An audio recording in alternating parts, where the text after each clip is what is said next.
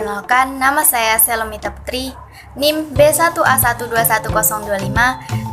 Perkenalkan, nama saya Legi Febri Mandayani dengan NIM B1A121030. Perkenalkan, nama saya Dina Maritus Pahuta dengan NIM B1A121039. Perkenalkan, nama saya Fitri Andriani Sapitri dengan NIM B1A121040.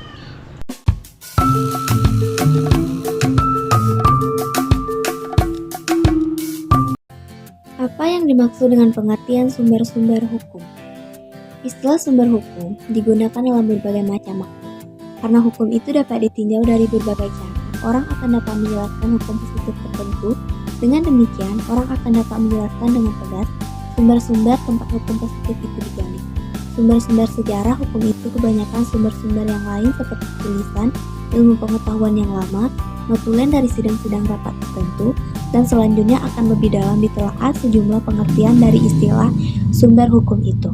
Sumber hukum adalah segala apa saja yang menimbulkan aturan-aturan yang mempunyai kekuatan yang bersifat memaksa, yakni aturan-aturan yang kalau dilanggar akan mengakibatkan sanksi yang tegas dan nyata. Pendapat ahli hukum sering juga disebut sebagai doktrin, dalam bahasa Latin doktrina atau doktrin, berarti ajaran ilmu. Itulah yang dimaksud dengan sumber-sumber hukum. Baik, di sini saya akan menjelaskan mengenai pengertian sumber hukum dalam arti material. Sumber hukum dalam arti material ialah sumber hukum sebagai tempat asalnya hukum itu. Setiap peraturan hukum, bagaimanapun bentuk dan sifatnya, mempunyai tempat asal peraturan itu dihasilkan. Sumber hukum itu hasil dari sebuah penghargaan atau penilaian kaidah hukum yang dibuat atas keyakinan individu dan pendapat umum. Keyakinan individu dan pendapat umum tersebut bersifat penghargaan atau menentukan isi dari isi petunjuk tersebut.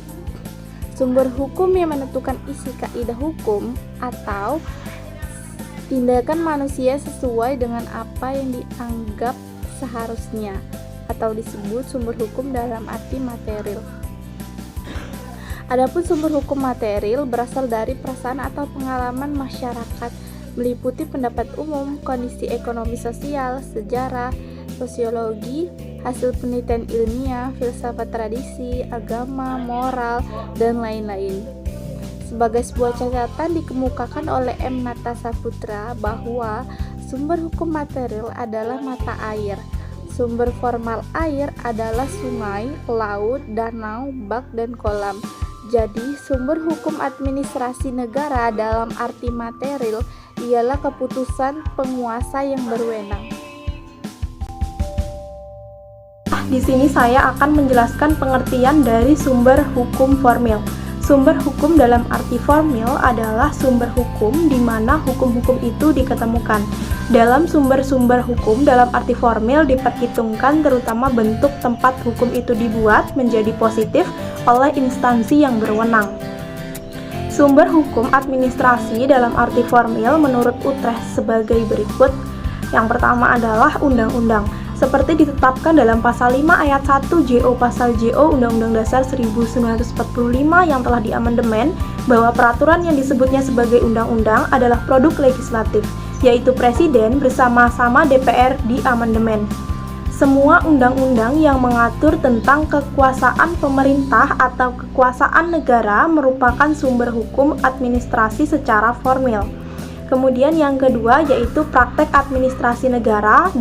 Dapat dikatakan bahwa praktek itu membentuk hukum administrasi negara, yaitu kebiasaan atau tidak tertulis. Hukum administrasi negara, kebiasaan tersebut dibentuk dan dipertahankan dalam peraturan-peraturan dan keputusan-keputusan badan atau pejabat administrasi negara, dan praktek administrasi negara tersebut berdiri sendiri. Kemudian yang ketiga, jurisprudensi. Dalam arti luas memiliki pengertian yakni putusan hakim, sedangkan dalam arti sempit adalah ajaran hukum yang tersusun dari dan dalam peradilan yang kemudian dipakai sebagai landasan hukum.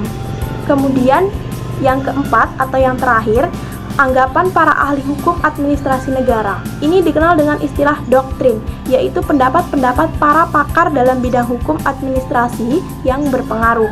Pendapat ini sering dipergunakan sebagai sumber dalam pengambilan keputusan, terutama oleh para hakim. Baiklah, saya akan menjelaskan materi yang keempat, yaitu sumber hukum administrasi di Indonesia. Ada 7 pada pasal 7 ayat 1 Undang-Undang Nomor 12 Tahun 2011, pengaturan hierarki peraturan perundang-undangan adalah sebagai berikut. 1. Undang-Undang Dasar 1945. Kedua, ketetapan MPR. Ketiga, undang-undang atau peraturan pemerintah pengganti undang-undang.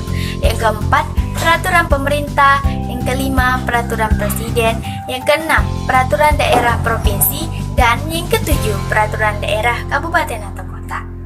Dalam undang-undang tersebut juga diatur adanya peraturan lain sebagaimana diatur dalam pasal 8 Undang-Undang Nomor 12 Tahun 2011 tersebut, yaitu jenis peraturan perundang-undangan selain sebagaimana dimaksud dalam pasal 7 ayat 1 mencakup peraturan yang ditetapkan oleh Majelis Permusyawaratan Rakyat, Dewan Perwakilan Rakyat, Dewan Perwakilan Daerah, Mahkamah Agung, Mahkamah Konstitusi, Badan Pemeriksa Keuangan, Komisi Yudisial, Bank Indonesia, Menteri, Badan, Lembaga atau Komisi yang setingkat yang dibentuk dengan undang-undang atau pemerintah atas perintah undang-undang.